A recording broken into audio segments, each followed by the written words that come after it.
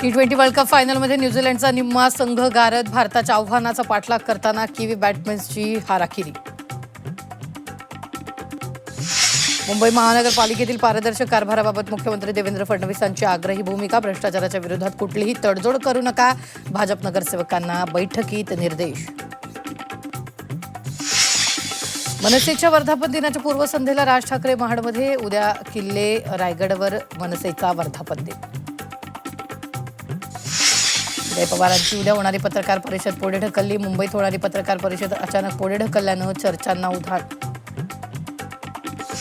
विमान अपघाताच्या अहवालावर जनतेचा विश्वास नाही. निवृत्त न्यायाधीशांमार्फत चौकशी करा. रासपचे अध्यक्ष महादेव जानकर यांची मागणी.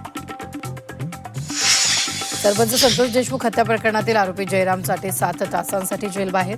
धाकट्या भावाच्या उत्तर कार्यासाठी कोर्टाकडून परवानगी.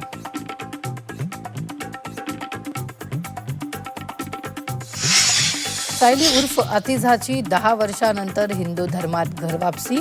पिंपरीत आर्य समाजात विधिवत सोहळा. तर लव्ह जिहाद कायदा कडक करण्याची खासदार मेघना कुलकर्णींची मागणी.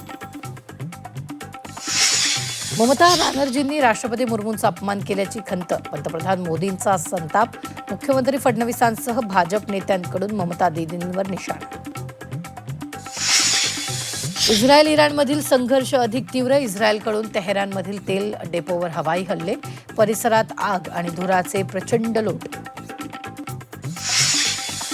राज्यात पार पडला रंगपंचमीचा उत्सव. गाण्याच्या तालावर रंगाची उधळण करत थिरकली तरुणाई. नाशिकमध्ये पारंपरिक रहाड रंगपंचमीची झलक.